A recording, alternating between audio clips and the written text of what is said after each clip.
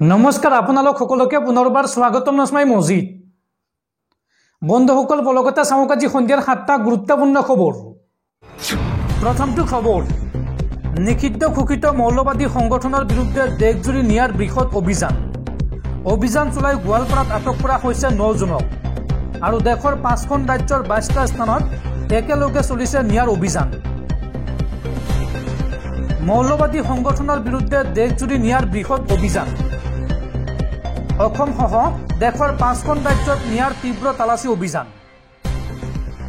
গোৱালপাৰাত জৈশী মহম্মদৰ সৈতে জড়িত 9 জনক আটক, নেশ্যনেল ইনভেষ্টিগেশ্যন এজেন্সি চমুকৈ নিয়াৰ আৰু যিকোনো মুহূৰ্তত গ্ৰেপ্তাৰ হোৱাৰ সম্ভাৱনা এইসকল লোকক।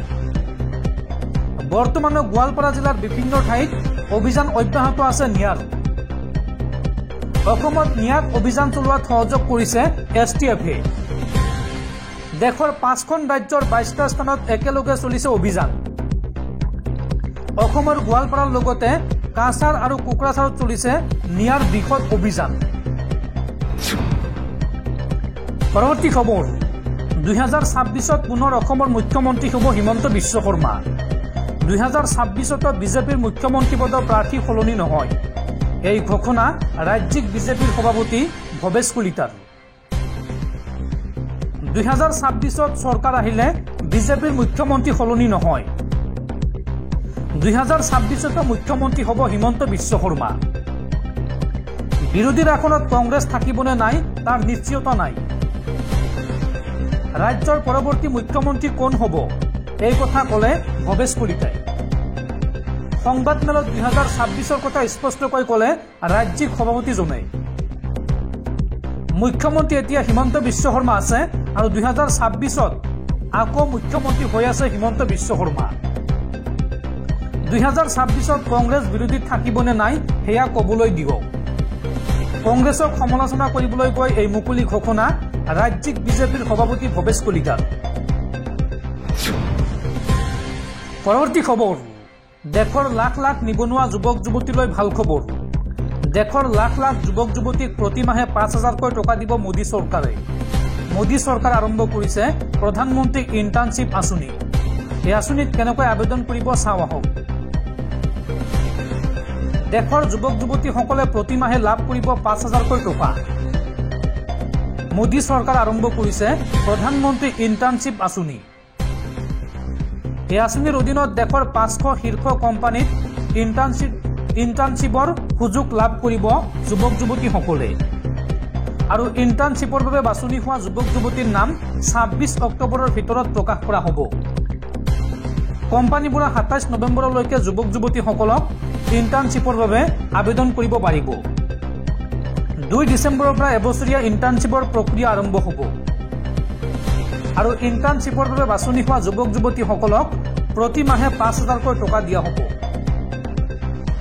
যুৱক যুৱতীসকলক এবাৰত 6,000 টকা দিয়া হ'ব আৰু ইয়াৰ বাবে 800 কোটি টকা ব্যয় কৰা হ'ব মোদী চৰকাৰৰ ফালৰ পৰা।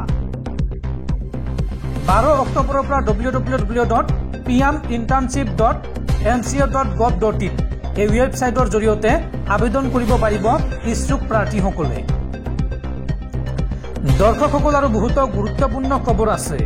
তাৰ আগতে আপোনাক জনাওঁ যে যদি আপুনি এতিয়ালৈকে এইটো ভিডিঅ'ত লাইক কৰা নাই তেন্তে এতিয়াই ভিডিঅ'টোত লাইক কৰি দিয়ক আৰু এনেকুৱা ধৰণৰ ভিডিঅ'সমূহ নিতৌ চাবলৈ চেনেলটো ছাবস্ক্ৰাইব কৰি কাষত থকা বেল আইকনটো প্ৰেছ কৰি ৰাখক। পৰৱৰ্তী খবৰ, মুছলমানসকলক এইবাৰ বৃহৎ উপহাৰ দিলে কিংমেকাৰ চন্দ্ৰবাবু নাইডুৱে। মছজিদৰ ইমাম আৰু জোনাবক প্ৰতিমাহে 10,000কৈ টকা দিব চন্দ্ৰবাবু নাইডুৰ চৰকাৰে আৰু পবিত্ৰ মক্কা দৰ্শন কৰিবলৈ মুছলমান লোকক দিয়া হ'ব 1 লাখকৈ টকাৰ আৰ্থিক সাহায্য। এই বৃহৎ ঘোষণা চন্দ্ৰবাবু নাইডুৰ। মুছলমানসকলক এইবাৰ বৃহৎ উপহাৰ দিছে কিংমেকাৰ চন্দ্ৰবাবু নাইডুৱে। মছজিদৰ ইমাম আৰু জোনাবক প্ৰতিমাহে দিব 10,000কৈ টকা। সংখ্যালঘুৰ বাবে নাইডুৱে আনিব বৃহৎ আঁচনি। নিৰ্বাচনী প্ৰতিশ্ৰুতি পূৰণৰ নিৰ্দেশ দিলে অন্ধ্ৰপ্ৰদেশৰ মুখ্যমন্ত্ৰীজনে। সংখ্যালঘু কল্যাণ সম্পৰ্কীয় বৈঠকত মুখ্যমন্ত্ৰীয়ে প্ৰদান কৰা এই নিৰ্দেশ। বিষয়াসকলক শীঘ্ৰে এই আঁচনি কাৰ্যকৰী কৰাৰ নিৰ্দেশ চন্দ্ৰবাবু নাইডু আৰু পবিত্ৰ মক্কা দৰ্শন কৰিবলৈও মুছলমানসকলক দিয়া হ'ব 1 লাখ টকাৰ আৰ্থিক সাহায্য। উল্লেখযোগ্য যে নিৰ্বাচনৰ সময়ত মুছলমান সমাজক এই প্ৰতিশ্ৰুতি দিছিল চন্দ্ৰবাবু নাইডুৱে আৰু ইতিমধ্যে মুছলমানৰ সংৰক্ষণ নিশ্চিত কৰিছে অন্ধ্ৰপ্ৰদেশ চৰকাৰে। পৰৱৰ্তী খবৰ, ৰাজ্যৰ চৰকাৰী কৰ্মচাৰীলৈ জৰুৰী খবৰ। অসম চৰকাৰৰ অধীনস্থ সকলো প্ৰথম শ্ৰেণীৰ বিষয়াৰ থাকিব লাগিব সাঁতোৰৰ দক্ষতা। ৰাজ্যৰ বান পৰিস্থিতিৰ লগত মোকাবিলা কৰিবলৈ অসম চৰকাৰে জাৰি কৰিছে এই বিশেষ নিৰ্দেশনা। পৰৱৰ্তী খবৰ, ৰাজ্যৰ ট্ৰেডিং প্ৰবঞ্চনাৰ গোচৰৰ তদন্ত কৰিব CBIয়ে। বিশাল চুমি স্বপ্ননীলকে ধৰি মুঠ 32টা গোচৰৰ তদন্ত কৰিব CBIয়ে। এই পৰ্যন্ত ৰাজ্যত ট্ৰেডিং প্ৰবঞ্চনাৰ সৈতে জড়িত 32টাকৈ গোচৰ ৰুজু কৰা হৈছে আৰু এই 32টা গোচৰৰ তদন্ত কৰিব CBIয়ে। পৰৱৰ্তী খবৰ, কোন দিশে গতি কৰিছে ৰাজ্যৰ যুৱ সমাজ। এইবাৰ নিজ মাতৃক ধৰ্ষণ কৰি নৃশংস হত্যা পুত্ৰৰ। ডিব্ৰুগড়ৰ বাণীপুৰত সংঘটিত হৈছে এই জঘন্য কাণ্ড আৰু ইতিমধ্যে ধৰ্ষণকাৰী পুত্ৰ শংকৰজ্যোতি গগৈক গ্ৰেপ্তাৰ কৰিছে আৰক্ষীয়ে। ডিঙি চেপি 45 বছৰীয়া নিজ মাতৃক হত্যা শংকৰজ্যোতিৰ। পৰৱৰ্তী খবৰ, ভাৰতীয় নিৰাপত্তা বাহিনীৰ বৃহৎ সফলতা। ছত্তীশগড়ৰ নাৰায়ণপুৰত নিৰাপত্তা বাহিনীৰ এনকাউণ্টাৰত মৃত্যু হৈছে 28 জন মাওবাদী সদস্যৰ।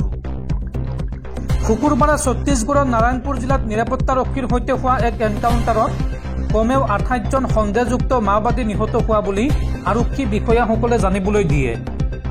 বস্তৰ অঞ্চলৰ নাৰায়ণপুৰ জিলাৰ অবুজমাদৰ জংঘলত মাওইষ্ট আৰু ছত্তীশগড় আৰক্ষীৰ মাজত সংঘটিত হয় এই এনকাউণ্টাৰৰ ঘটনা। এই সন্দৰ্ভত বাস্তৰ আৰক্ষীয়ে জাৰি কৰা এক বিবৃতি অনুসৰি নাৰায়ণপুৰ দন্তেৱাৰা আন্তঃজিলা সীমান্তৰ অবুজমাদৰ অৰণ্যত দিনৰ প্ৰায় 1 বজাৰ পৰাই নিৰাপত্তাৰক্ষীৰ যৌথ দল এটা নক্সাল বিৰোধী অভিযানত ওলাই যোৱাৰ সময়ত এই এনকাউণ্টাৰ আৰম্ভ হয়। আৰক্ষীৰ মহাপৰিদৰ্শক সুন্দৰ স্পিয়ে জনোৱা মতে এই এনকাউণ্টাৰ বৰ্তমানো চলি আছে আৰু এতিয়ালৈকে 28টা মৃতদেহ উদ্ধাৰ কৰা হৈছে। আৰক্ষী বিষয়াগৰাকীয়ে সংবাদ মাধ্যমৰ আগত এই কথা জনায়। পৰৱৰ্তী খবৰ, যোৰহাট মেডিকেল কলেজ হাস্পাতালৰ মাচুল বৃদ্ধিত স্থগিতাদেশ ৰাজ্য চৰকাৰৰ। চৰকাৰে পৰৱৰ্তী নিৰ্দেশ নিদিয়া পৰ্যন্ত বৃদ্ধি নহ'ব মাচুল। মুখ্যমন্ত্ৰী হিমন্ত বিশ্ব শৰ্মাই যোৰহাট মেডিকেল কলেজ হাস্পাতালক দিলে এই বিশেষ নিৰ্দেশনা। পৰৱৰ্তী খবৰ, যুদ্ধভূমি লেবানন। ইজৰাইলৰ আক্ৰমণত নিহতৰ সংখ্যা 2000 অতিক্ৰম। গৃহহীন লাখ লাখ লোক। ইজৰাইলী সেনাবাহিনীয়ে লেবাননৰ ভূখণ্ডত বিগত কেইবা সপ্তাহ ধৰি চলোৱা নিৰ্বিচাৰ আক্ৰমণত নিহত লোকৰ সংখ্যা 2000 অতিক্ৰম কৰিছে। দেশৰ স্বাস্থ্য মন্ত্ৰালয়ে এই তথ্য সদৰি কৰিছে। শুকুৰবাৰে লেবাননৰ স্বাস্থ্য মন্ত্ৰালয়ে প্ৰকাশ কৰা তথ্য অনুসৰি পূৰ্বৰ 24 ঘণ্টাত ইজৰাইলৰ আক্ৰমণত কমেও 37 জন লোক নিহত হৈছে। আহতৰ সংখ্যা 151 জন। ইয়াৰ লগে লগে 17 ছেপ্টেম্বৰৰ পৰা সমগ্ৰ লেবাননত ইজৰাইলী আক্ৰমণত নিহত লোকৰ সংখ্যা 2000 অতিক্ৰম কৰিছে। ইয়াৰে 261 গৰাকী মহিলা আৰু 127 গৰাকী শিশু আছে।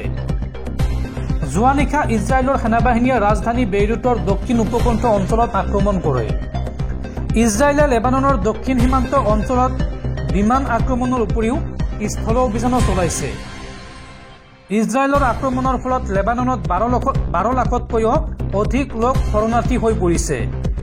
ৰাজধানী বেইৰুটৰ হাজাৰ হাজাৰ সাধাৰণ নাগৰিকে অব্যাহত থকা বিমান আক্ৰমণৰ সন্মুখীন হৈ নিৰাপদ আশ্ৰয় বিচাৰি ঘৰ এৰি পলায়ন কৰিছে।